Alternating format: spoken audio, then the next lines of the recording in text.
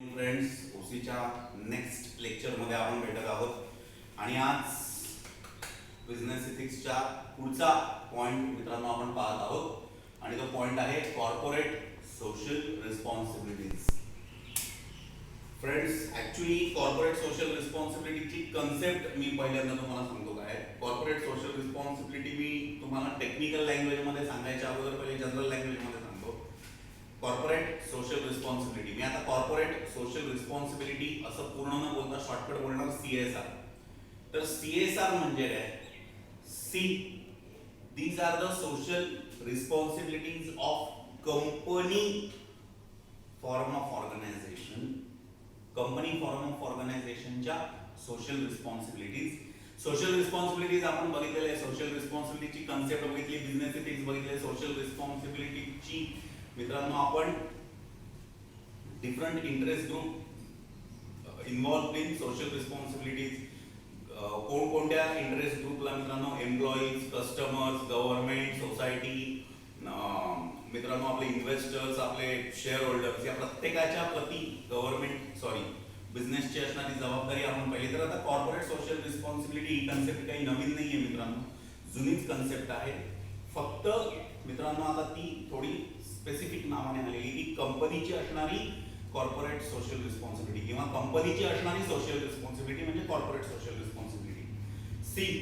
तुम्ही 11th मध्ये different types of commercial organisation शिकलेले आहेत.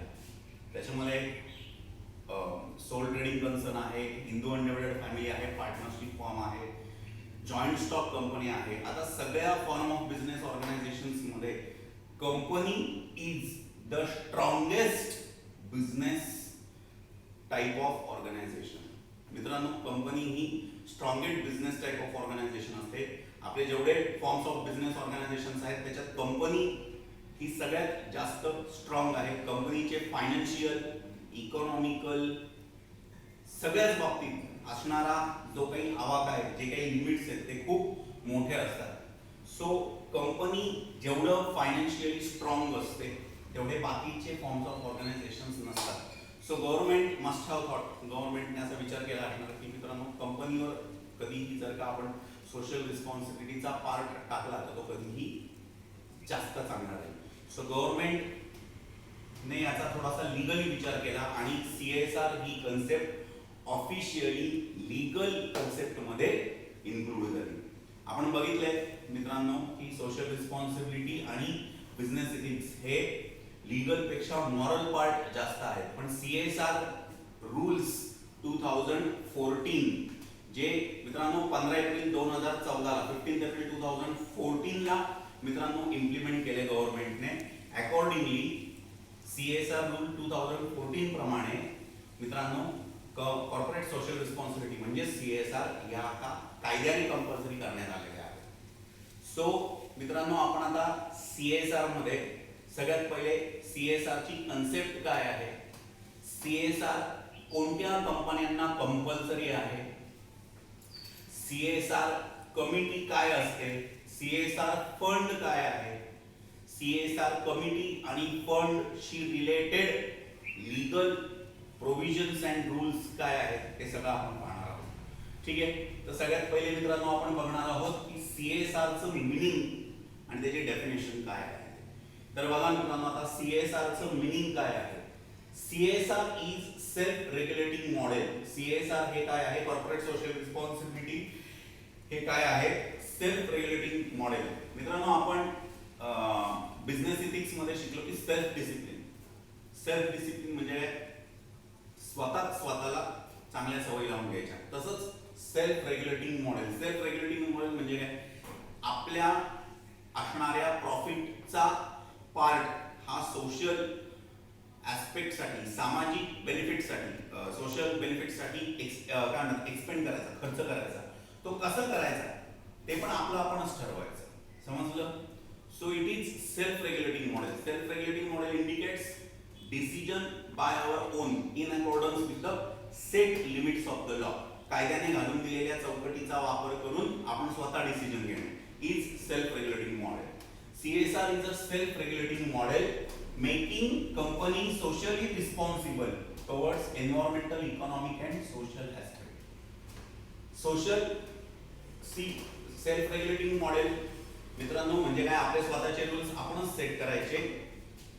आता यातले कोणते रूल्स आपण स्वतः सेट करावे लागतात? Making company socially responsible towards environmental, economic and social aspect. मित्रांनो CSR मध्ये कशा कशाचा विचार करण्यात आलेला आहे? तर सगळ्यात पहिले एन्व्हायरमेंट. एन्व्हायरमेंटल म्हणजे काय? पर्यावरण, इकॉनॉमिक, गरिबांचं फायदा, that is economic, and social aspect. Social म्हणजे काय? सामाजिक, समाजाप्रती तुमची असणारी जबाबदारी.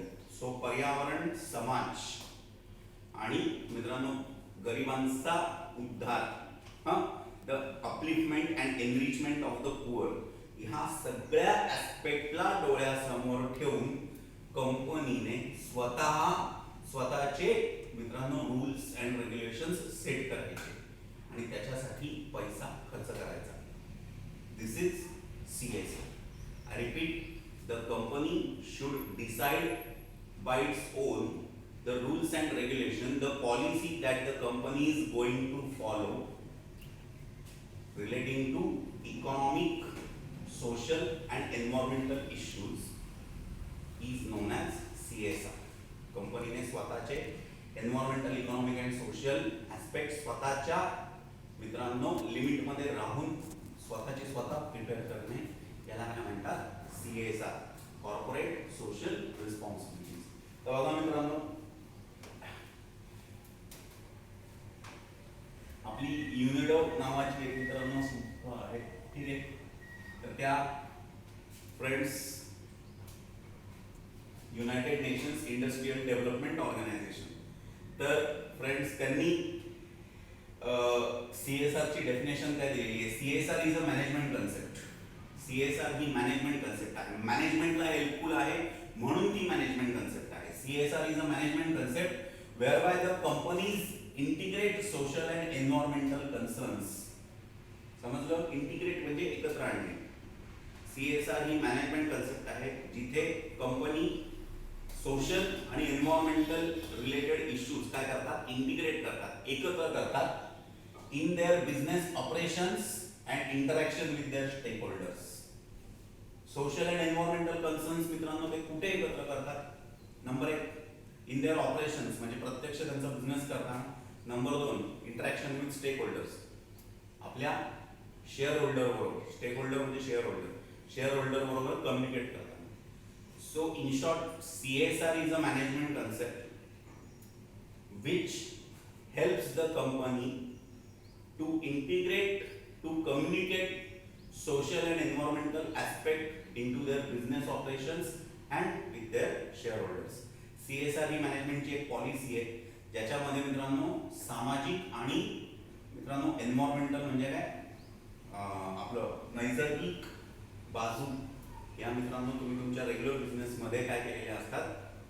इम्प्लिमेंट केलेले असतात आणि शेअर होल्डर्स बरोबर कम्युनिकेट केलेले असतात. तर आता सगळ्यात पहिली महत्त्वाची गोष्ट, सगळ्यात टाईपच्या मित्रांनो कंपन्यांना CSR पॉलिसी इम्प्लिमेंट करणं कंपल्सरी नाही आहे. त्यांनी लीगली CSR रूल्स 2014 मध्ये मित्रांनो काही विशिष्ट कंपन्यांनाच मित्रांनो काय केलेलं आहे, CSR पॉलिसी, CSR रूल्स हे लीगली कंपल्सरी केलेले आहेत. तर ते रूल्स कोणते आणि कोणत्या टाईपच्या कंपन्यांना मित्रांनो CSR रूल्स कंपल्सरी फॉलो करावे लागतात ते मित्रांनो आपण आता पाहणार आहोत. स्कोप. स्कोप म्हणजे कायद्याने केलेलं compulsion. Number 1 there are 3 conditions. या 3 टाईपच्या कंपन्या आहेत ज्यांना CSR रूल कंपल्सरी फॉलो करावे लागतात. तर 3 टाईपच्या कंपनीज कोणत्या? Number 1 the company with net worth of ₹1,500 crore. ज्या कंपनीची नेटवर्थ ही 1500 करोड पेक्षा जास्त आहे. नेटवर्थचा अर्थ मित्रांनो मी तुम्हाला सांगतो, कंपनीचं ओन कॅपिटल. ज्या कंपनीचं ओन कॅपिटल हे 1500 करोड पेक्षा जास्त आहे अशा सगळ्या कंपन्यांना, किंवा the company with a turnover of ₹1000 CR और मोर. ज्या कंपनीचा टर्नओव्हर 1000 करोड किंवा त्याच्यापेक्षा जास्त आहे अशा सगळ्या कंपनीज. और the net profit of a company is 15 crore और तुमच्या कोणत्याही फायनान्शियल इयर मध्ये मित्रांनो तुमच्या कंपनीचा नेट प्रॉफिट हा 15 करोड किंवा त्याच्यापेक्षा जास्त पाहिजे. म्हणजे सी, त्या तिघांपैकी कोणत्याही एका क्रायटेरियामध्ये जर का मित्रांनो तुमची कंपनी बसत असेल तर तुम्हाला CSR पॉलिसी फॉलो करणं कंपल्सरी आहे. 3 कंडिशन्स काय? तुमच्या कंपनीची नेटवर्क 1500 CR पाहिजे किंवा तुमच्या कंपनीचा टर्नओव्हर हा 1000 CR च्या प्लस मध्ये पाहिजे किंवा तुमच्या कंपनीचा लास्ट फायनान्शियल इयरचा मित्रांनो प्रॉफिट हा 15 करोड किंवा त्याच्यापेक्षा जास्त पाहिजे. जर तुम्ही या तिन्ही क्रायटेरिया मध्ये येत नसाल, याच्यापेक्षा कमी असाल, देन यू आर रिव्ह्यू, मग तुम्हाला कायदा कंपल्सरी नाही, then you are not covered by the law. But या तिघांपैकी एक क्रायटेरिया जरी तुम्ही मित्रांनो फुलफिल करत असाल तर you are covered under the CSR rule 2014. तर फ्रेंड्स बघा आता त्याच्यामध्ये त्यांनी अजून काय काय सांगितलेलं आहे. The board report shall disclose the composition of CSR committee. मित्रांनो आपल्या CSR कमिटीचं कंपोजिशन काय आहे ते आपल्या बोर्ड रिपोर्ट मध्ये आपल्या शेअर होल्डरला कम्युनिकेट करावं लागतं. तुम्हाला माहिती असेल तर मित्रांनो शेअर होल्डर्सच्या मीटिंग होतात, त्याच्यामध्ये directors report, company report, CA's report, audit report असतो आपला, त्याच्यामध्ये बोर्ड ऑफ मेंबर्सचा पण रिपोर्ट असतो. तर त्या बोर्ड ऑफ मेंबर्सच्या रिपोर्टमध्ये CSR कमिटी जर का असेल तर त्याचं कंपोजिशनचा अर्थ काय? CSR कमिटीचे किती मेंबर्स आहेत, त्यांचा फंड किती आहे, त्या मेंबर्स मध्ये मित्रांनो चेअरमन प्लस किती मेंबर्स आहेत, प्रत्येकाचं क्वालिफिकेशन XYZ हे सगळे डिटेल्स मित्रांनो त्याच्यामध्ये दिलेले असतात. That is the CSR composition. तर फ्रेंड्स CSR कमिटीचं कंपोजिशन तुमच्या बोर्ड रिपोर्ट मध्ये काय केलेलं असलं पाहिजे? मेन्शन केलेलं असलं पाहिजे. You should have mention it in the board report compulsory according to the CSR rules 2014. The next one is all company shall spend at least 2% of their average net profit of last 3 financial years. मित्रांनो तुमचं limit किती आहे खर्च करण्याचं limit? CSR ला आपल्या गव्हर्नमेंटने rule म्हणजे सेट केलेला आहे की तुमचा जर तुम्ही या 3 क्रायटेरिया पैकी एक जरी क्रायटेरिया फुलफिल करत असाल, you are covered under CSR rules. आणि CSR रूल्स मध्ये असं सांगितलेलं आहे the company should have spend at least 2% of the average profit of last 3 years company's financial profit.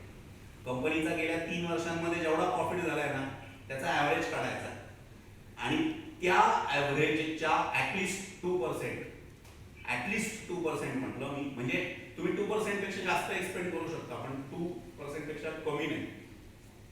कमीत कमी 2% तुम्हाला खर्च करावेच लागतात. It is law.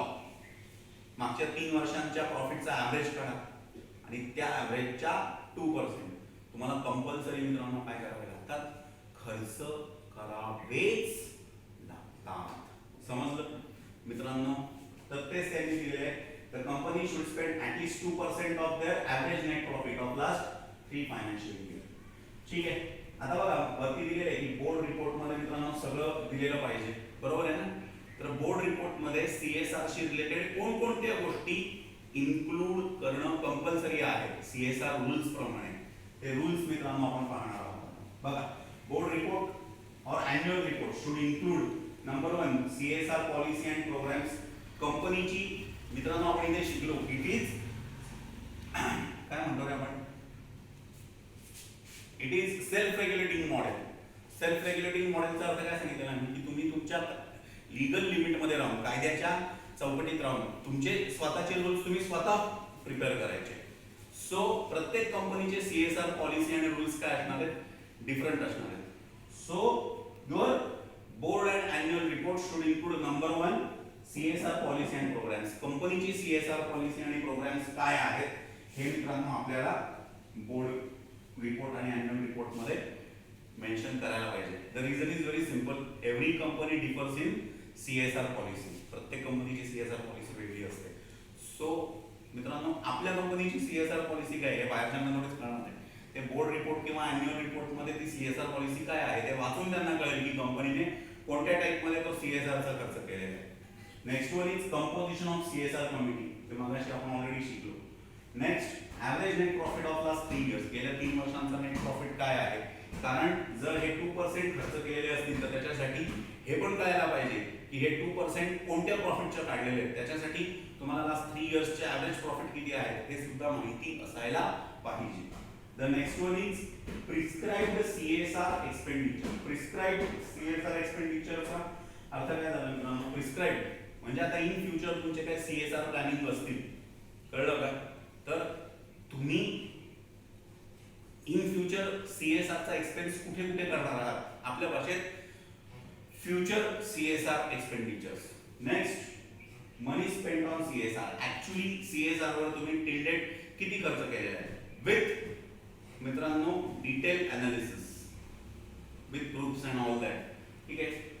आणि reasons in case of failure to spend 2% fund of CSR. सीएसआरचा जो मित्रांनो 2% प्रॉफिटचा फंड आहे तो जर का इन केस मिनिमम 2% आहे, त्याच्यापेक्षा जास्त खर्च केला तरी चालेल, बट मिनिमम 2% जर का तुमचा खर्च झालेला नसेल तर तो का नाही झाला मित्रांनो, त्याचे रिझन्स तुम्हाला मित्रांनो तुमच्या बोर्ड रिपोर्ट मध्ये आणि मित्रांनो अॅन्युअल रिपोर्ट मध्ये काय करावे लागतात, स्टेट करावे लागतात.